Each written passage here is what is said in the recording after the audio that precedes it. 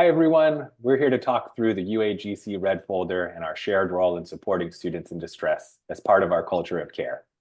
But before getting into the Red Folder itself, we want to introduce ourselves. Nicole and Kenya, can you let us know who you are? Hello, everyone. I'm Dr. Nicole Villarreal, and I'm a student advocate within Student Affairs. Hi, everyone. I'm Kenya Edwards. I, too, serve as a student advocate. Thank you both. And my name is Matt Galloway. I'm a student care manager within Student Affairs. I also want to add a couple reminders about the helpline while we have this chance. We have the opportunity to support students during times of extreme need by working collaboratively to address concerns for safety, identify community resources, and address educational impacts of personal hardships. So if you are as a student, or if one of your students as a staff or faculty member are struggling with thoughts of suicide, impact related to the loss of a loved one, intimate partner violence, housing instability, or another hardship, reach out to our team by submitting an online care report, which you can access from within the Red Folder. The helpline team is available Monday through Friday between 8 a.m. and 4 p.m. Pacific time, excluding holidays and university closures. And students are eligible for support from a student advocate after beginning their first course at the university, and if not currently active, have attended a course within the last year. So with that said, I want to shift our focus over to the Red Folder, which is an initiative used across institutions of higher education. This initiative is intended to equip everyone at the university with information they can use to recognize signs of distress, respond to these signals with care and empathy, and refer to responsive support during and outside of university business hours as part of the care they're providing. So with that, Nicole, I'm going to hand it over to you to talk about recognizing signs of distress. Thank you, Matt. The first part we want to call your attention to when it comes to the Red Folder and using it to support students or a team you lead is the section on recognizing distress. As any of us may be the first to notice something going on with someone, this section is great to review and allows us to consider and remain mindful of the various indicators of distress across areas, including academic, physical, safety, and psychological. As the university has strategies in place to identify changes in attendance or academic performance, which can be signs of distress, we want to call attention to some other signs that require a closer look. These may be less observable or may only show up in certain interactions within the university, such as within a peer discussion, with a peer mentor, while speaking with an advisor, or while working with an instructor. First, remain attentive when someone is becoming overly demanding of time and attention. When personal counseling starts to overshadow academic discussions, or when someone is making reports of excessive fatigue or sleep disturbances. Additionally, don't ignore instances of unprovoked anger or hostility, unusual or disproportionate emotional responses to events, or instances of verbal abuse like taunting, badgering, or intimidation. These are all indicators of distress that can be met with a caring response and expression of interest in the individual's well-being. And of course, statements or actions implying self-directed harm are always a sign of distress. I'll also add here that the presence of groupings, frequency, duration, and severity are key, rather than isolated symptoms. Take a moment here to consider these questions. Do these situations resonate with you in terms of what might signal someone is in distress? Are there other signs that you can think of that weren't mentioned or listed in the Recognizing Signs of Distress section that would be important to check in on if observed? The last piece I'll add is that recognizing distress is a shared responsibility, and we truly appreciate everyone who took the time to view this session in support of increasing awareness of this resource and how to listen for these cues. Early intervention can make a significant difference in the lives of our students and their educational journey. Kenya, I'm going to hand it over to you now to discuss responding with care. Thanks, Nicole. I want to emphasize Nicole's point about the crucial role each of us play in creating a supportive environment for our students.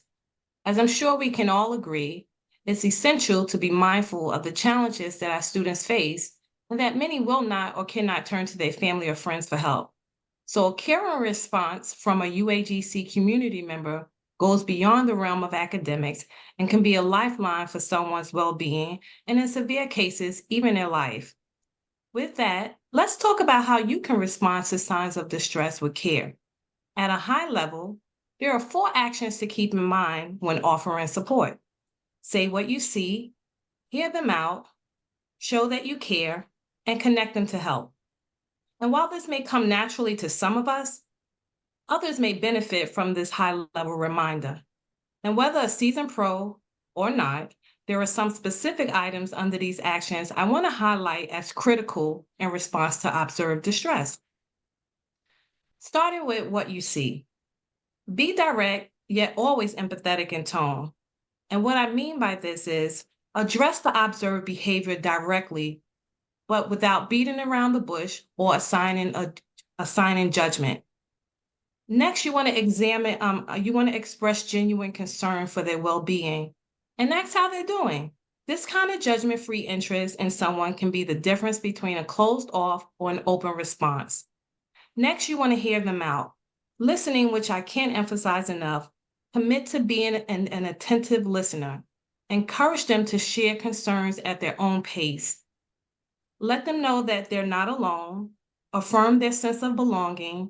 Reassure them that you want to be there for them and that they have additional support beyond you as an individual. Next, show that you care.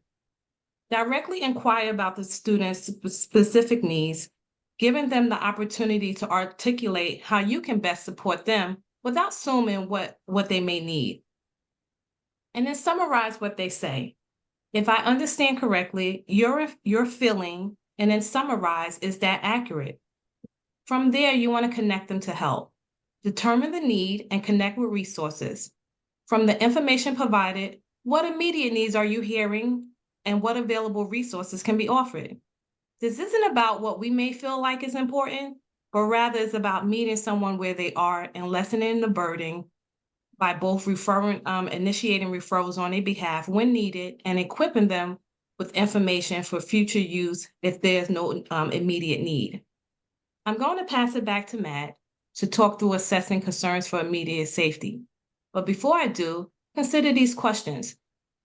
Are these practices something you already use of or encourage in others as part of their development? And are there ways that you can use this guidance to support others moving forward? If you are a staff or faculty member or part of a UAGC organization, please take the time with your groups to review the portion of the red folder. Talk with them about what practices they use most often and what other practices might enhance their ability to respond to distress with empathy and care. Matt?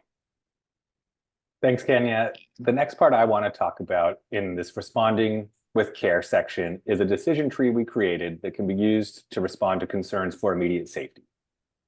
So while the idea of talking to someone about suicide brings up anxiety in many of us, I really don't want this section to be the sole focus of the resource. When we talk about the culture of care and specifically responding to signs of distress with care, those general practices in the section Kenya reviewed just now are truly what it looks like.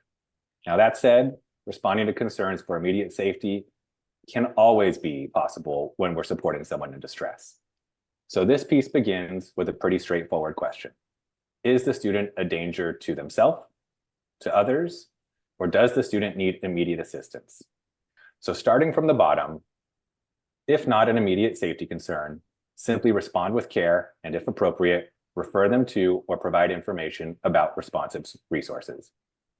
If unsure, guidance is broken into a business hours response focused on engaging the student advocate helpline and an after hours response, including direction to connect a student to national resources and then initiate a helpline referral so a student advocate can reach out once available. If the answer to that question is yes, there's guidance here for initiating a well-being check, including a national 911 number that you can use to contact emergency services in the person's region if you have a physical address. However, be sure to review this section that identifies some warning signs, protective factors, and questions to consider related to the need to engage external support. This is always a last resort, and I can't emphasize that enough. The goal of this piece is to reduce taking any action because of our own emotional response and to rather focus on facts that allow us to make an informed decision in responding with care. So with that said, I'm going to move us back over and talk about how to refer for support. So now that we've talked about recognizing and responding, including responding to concerns for immediate safety, I want to highlight the referring for support section. Remember, this is less about the immediate safety concern and more about the emerging and increasing signs of distress. So in this section live two distinct subsections. The first are university resources, while the second are national resources and crisis lines. If you or one of your staff recognize signs of distress and identify a need to connect with resources, use this section to determine which resource might be the most appropriate to engage, and even offer to make that referral on behalf of someone. If not at a level requiring referral, as was shared before, you can always feel welcome to share resource information for awareness and future use. And in an effort to encourage disclosure and reduce stigma about navigating distress, I personally am also a huge fan of calling out resources and spaces I share, even when a disclosure of hardship or impact hasn't been made. Ideally, this creates an inclusive space where students can feel empowered to seek support and avoid worry about judgment if there is something they want to talk about, whether now or in the future.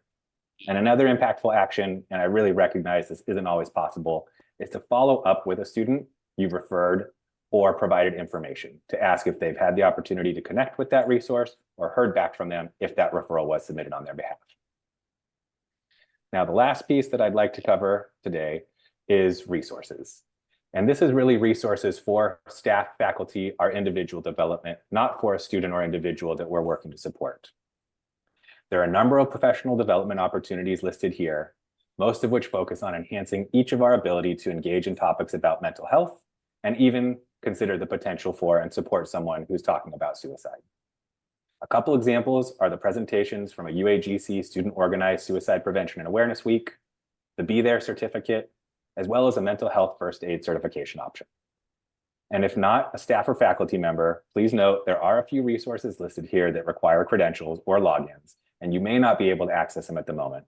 But definitely check this section out because those other resources are available and open to everyone. Now with that, I just want to thank everyone for your time and interest in learning more about the UAGC Red Folder as a tool to embody the culture of care at UAGC. We hope this information is helpful and that it assists you as you support and lead with care. Nicole and Kenya, anything else you want to add before we close? Thank you for attending and your interest in the Red Folder. Thank you all.